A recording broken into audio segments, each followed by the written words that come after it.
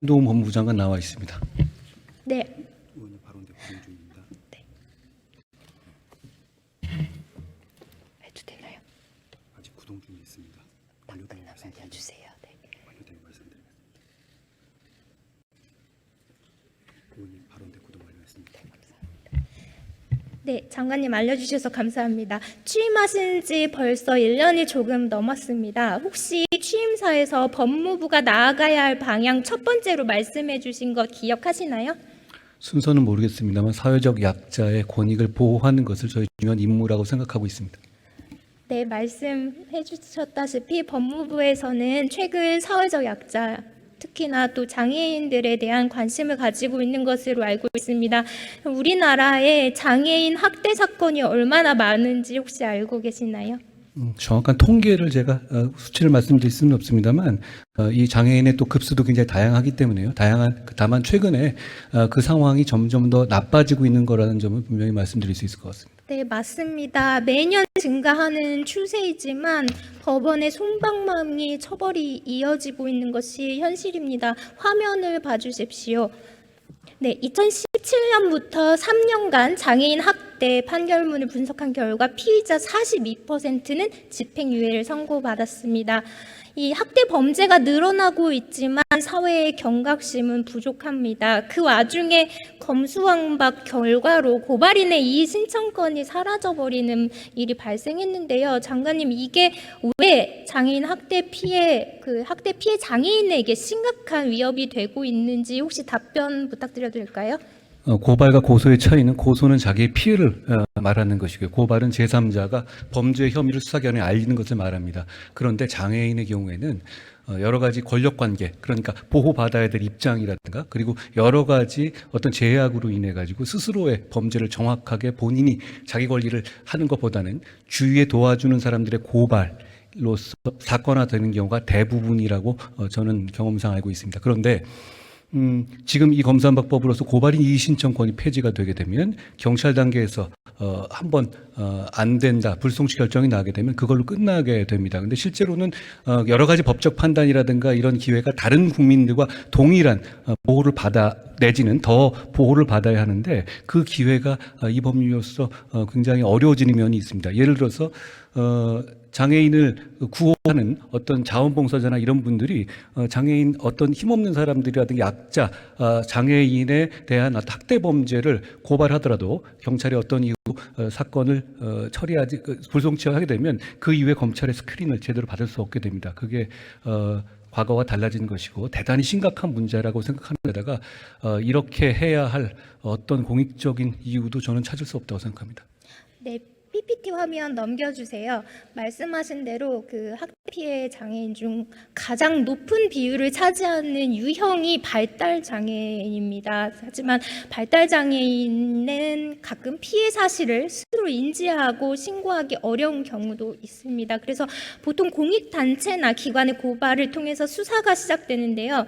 이제는 이 고발인의 이의 신청권이 없어지는 바람에 경찰에서 불송치 결정할 경우 이 학대 사실 자체가 영원히 미궁으로 사라지게 되어버렸습니다. 그래서 저는 작년 10월 고발인의 이의 신청권을 되살린 형사소송법 개정안을 대표 발의했지만 계류 중일 뿐만 아니라 그 일각에서는 고발인의 이의 신청권을 무고한 정치적 악용 사례로 사용할 수 있다고 하는 비판도 있습니다. 현재 경찰의 고발 사건의 38% 이상이 불송치되는 상황에서 장애인과 또 사회적 약자 등 누군가의 지원이 필요한 사회적 약자나 소수자들이 속수무책으로 더 큰 피해를 받고 있는 현실입니다. 그래서 장관님, 이러한 상황에서 법무부가 장애인을 비롯한 사회적 약자를 위해서 앞으로 어떠한 정책적인 지원을 해야 할지 혹시 말씀해 주실 수 있을까요?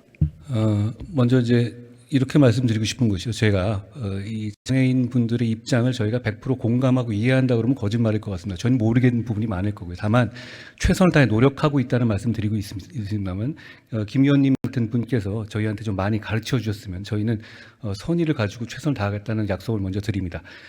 지금 우리나라의 어떤 장애인에 대한 사법적인 시스템 자체는 다른 나라와 냉정하게 비교해 보자면 꽤 정비된 면이 있다고 생각합니다. 그건 유엔에서도 오시는 분들도 인정하는데요. 다만 그것이 운용하는 과정에서 이분들이 이걸 제대로 활용하고 있느냐. 예를 들어서 범죄 피해자 지원체가 돼 있고 여성 아동 범죄가 별도로 되어 있는 데다가 학대 가해자 감호 위탁 등이 되어 있습니다. 다만 이런 부분들이 제대로 활용되지 못하고 있다는 부분들이 저희가 반성해야 될 점이라고 생각하고요. 이런 부분에 대해서 10분 활용될 수 있도록 최대한 노력하겠습니다. 지금 현재는 저희는 장애인에 대한 피해가 나왔을 때 그것을 별도로 저희가 특별한 어떤 케어를 하는 시스템 자체는 대한민국은 돼 있습니다. 그렇지만 아직 인력이라든가 예산상 부족한 점은 많이 있을 수 있을 거라고 생각합니다. 지금 지원책 관련해서 말씀을 주셨는데 현행에 관련 말씀들을 주셨는데요. 장애인 학대 사건의 처리와 피해자에 대한 지원이 가장 많이 규정되어 있는 법이 무엇인지 혹시 아시나요? 굉장히 여러 가지 산재가 되어 있고요. 하나로 모아져 있지는 않습니다. 각각에 되어 있고 그러다 보니까 약간 규정상의 산재에 따른 좀 혼선이 있는 부분은 맞는 것 같고요. 그래서 저도 김 의원님께서 이렇게 아주 굉장히 40페이지 가깝게 발의하신 내용을 저희 스태프들하고 오기 전에 상세히 살펴봤는데요. 이렇게 한번 모아보는 것 자체의 시도가 상당히 필요하지 않냐라는 공감대를 갖고 있습니다. 아이러니하게도 장애인 복지법 이 소관부처가 보건복지부입니다. 그렇습니다. 여기에 가장 많이 있습니다. 근데 협조기관인 경찰이 제대로 실무에 적용하지 않고 있어서 이 피해가 고스란히 피해자들에게 가고 있는 건데요. 화면을 다시 봐주십시오. 지난 4월 지적장애 여성이 다수의 남성으로부터 10년 이상, 10년 넘도록 성폭행을 당하는 아주 심각한 사건이 세상에 알려졌지만 13명 가해자 중에 혐의 스스로 인정한 1명만 기소되었을 뿐이고 사망자 2명 제외하고 나머지 10명은 경찰의 불송치 결정을 받았는데요. 이 경찰은 법에 따라 장애인 권익보건기관에 학대 사실을 통보해야 했지만 이것도 하지 않았습니다.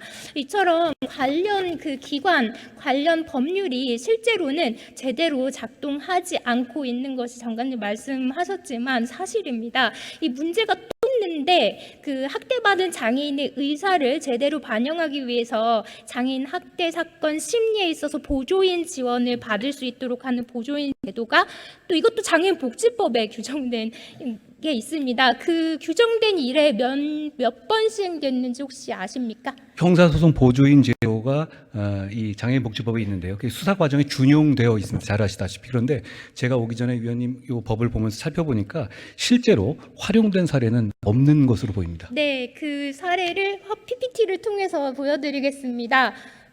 실제로 없습니다. 통계가 잡힌 지난 4년 동안 단 한 건도 없습니다. 보조인 제도가 사실상 사문화된 셈인데요.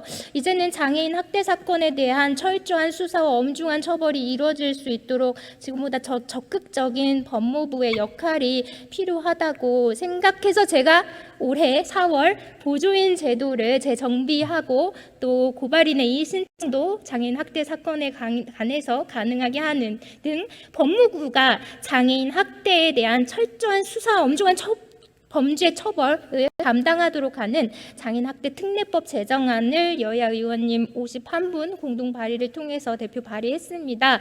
이 장애인의 인권을 보호에 각별한 관심을 가지신 만큼 특례법안을 적극적으로 검토해 주시기를 바라고요. 피해 장애인들이 더 이상 억울해지지 않도록 좀 더 관심을 기울여 주셨으면 합니다. 그렇게 해주시겠습니까? 예, 고맙습니다. 그리고 이 말이 나온 김에요. 보조인 제도가 굉장히 전 필요하고 활용되어야 한다는 생각도 공감합니다.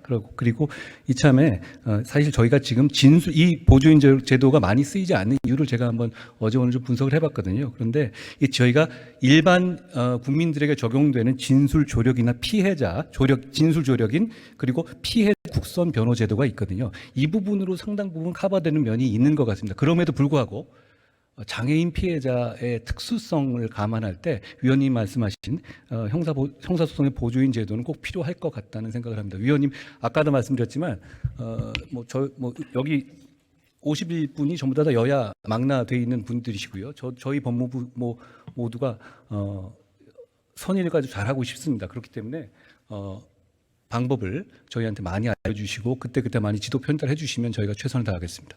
감사하고요. 인권을 실질적으로 지탱하는 든든한 울타리가 되어주시기를 간곡히 요청드리면서요. 답변하시느라 고생하셨습니다. 들어가셔도 좋습니다. 고맙습니다.